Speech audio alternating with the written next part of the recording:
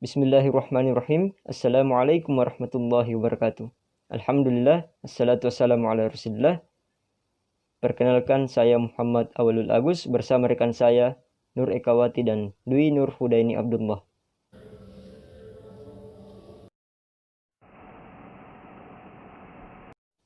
Kami dari program Magister Teknik Kimia Universitas Muslim Indonesia. Pada kesempatan kali ini, kami akan mempresentasikan tugas mata kuliah Sumber Daya Alam Berkelanjutan yang dibina oleh Ibu Andi Artiningsi. Adapun tema presentasi kami kali ini adalah Sumber Daya Alam Flora atau Tumbuhan. Adapun outline dari presentasi kami yaitu yang pertama adalah latar belakang, kemudian yang kedua adalah sumber daya alam flora, kemudian selanjutnya adalah buah kelapa, kemudian dilanjutkan dengan pemanfaatan sumber daya alam kelapa bagi masyarakat dan dalam bidang teknik kimia. Kemudian proses pembuatan biodiesel, lalu kesimpulan, kemudian yang terakhir adalah penutup.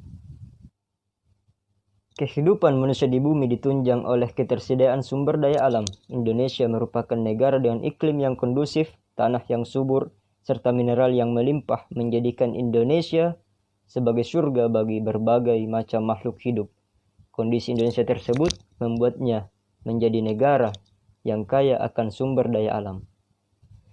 Tumbuhan berperan penting bagi kehidupan di bumi. Salah satu tumbuhan yang bermanfaat bagi kehidupan makhluk hidup, terkhusus manusia, adalah buah kelapa. Indonesia merupakan negara tropis yang menjadikannya habitat yang baik bagi kelapa, sehingga kelapa merupakan salah satu tumbuhan yang mudah untuk dijumpai. Maka dari itu, potensi pemanfaatan buah kelapa sebagai upaya positif pemberdayaan sumber daya alam begitu besar. Sumber daya alam flora merupakan sumber daya alam yang berasal dari tumbuh-tumbuhan yang dapat tumbuh pada daerah-daerah tertentu. Sumber daya alam flora merupakan sumber daya alam hayati terbarukan. Jadi, sekalipun sumber daya alam flora dikonsumsi setiap hari, namun keberadaannya masih dapat diperbaharui karena dapat berkembang biak secara alami maupun dengan bantuan atau rekayasa manusia, sehingga dapat digunakan secara terus-menerus untuk mempertahankan kelangsungan hidup manusia. Sehingga dapat dikatakan bahwa kelangsungan hidup manusia sedikit banyaknya tergantung dari ketersediaan flora, misalnya saja dengan tersedianya buah-buahan, sayur-sayuran, umbi-umbian, dan lain sebagainya. Untuk menjaga kelestarian sumber daya alam flora, maka perlu dilakukan langkah-langkah pengawetan dan pemanfaatan. Pengawetan jenis tumbuhan bertujuan menghindarkan jenis tumbuhan dari bahaya kepunahan, menjaga kemurnian genetik dan keanekaragaman jenis tumbuhan. Pemanfaatan secara lestari sumber daya alam flora, melakukan pemanfaatan kondisi lingkungan kawasan pelestarian alam.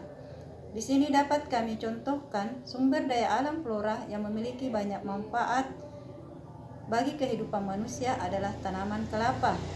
Kelapa dengan nama latin Cocos nucifer adalah anggota tunggal dalam marga Cocos suku aren-aren atau Acicae yang banyak dijumpai di daerah-daerah pedesaan, yaitu di halaman-halaman rumah warga dan daerah-daerah perkebunan.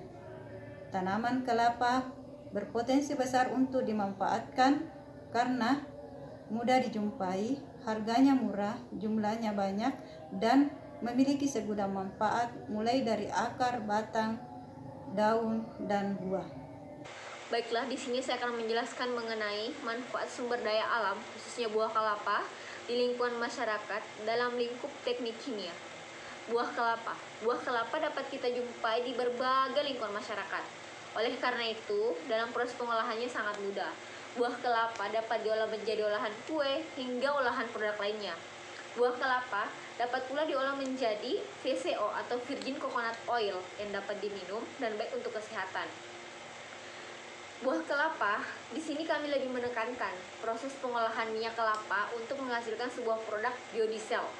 Biodiesel dalam proses pembuatannya itu dilalui oleh beberapa tahap, di mana tahap pertama dari proses pengolahan biodiesel yaitu Proses persiapan bahan dan peralatan. Bahan yang digunakan yaitu pertama minyak jelantah. Minyak jelantah atau minyak hasil sisa penggorengan atau limbah dari sisa penggorengan yang sudah tidak dipakai lagi.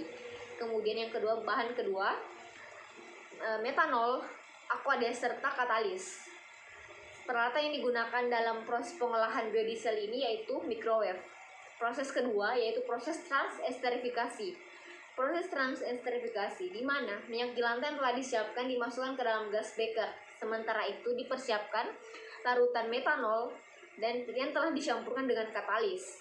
Kemudian kedua bahan dicampurkan, diaduk rata. Setelah itu dimasukkan ke dalam microwave. Proses transesterifikasi berlangsung di dalam microwave. Tahap selanjutnya yaitu tahap ketiga, yaitu tahap pemurnian atau tahap pemisahan, di mana hasil dari si transesterifikasi ini dikeluarkan dari dalam oven, kemudian dimasukkan ke dalam corong pisah. Selang waktu tertentu terbentuk dua lapisan, di mana lapisan atas merupakan biodiesel dan lapisan bawah merupakan gliserol. Nah, selanjutnya atau tahap akhir dari proses ini yaitu analisis produk, di mana hasil dari biodiesel tadi kemudian dihitung beratnya untuk mendapatkan sebuah yield. Itulah tadi presentasi dari kami. Adapun kesimpulan yang bisa kita ambil yaitu sumber daya alam berupa tumbuhan sangat penting dalam memenuhi kebutuhan makhluk hidup, terutama bagi manusia. Jika sumber daya alam tersebut tidak dijaga dengan baik, tidak dilestarikan, dan tidak dimanfaatkan dengan baik, maka dalam jangka waktu yang tidak lama, kemungkinan keanekaragaman hayati berupa flora tidak akan kita jumpai lagi. Salah satu jenis tumbuhan yang dapat dimanfaatkan yaitu kelapa. Selain dapat dimanfaatkan untuk kebutuhan hidup, minyak kelapa yang telah berubah menjadi minyak jelantah merupakan limbah yang bisa digunakan sebagai bahan baku untuk pembuatan biodiesel. Hal tersebut akan lebih berguna untuk menunjang kebutuhan manusia di bidang energi serta lebih menjaga lingkungan. Kami mohon maaf jika terdapat kesalahan. Terima kasih atas perhatiannya. Syukran jazakumullahu khairan. Wassalamualaikum warahmatullahi wabarakatuh.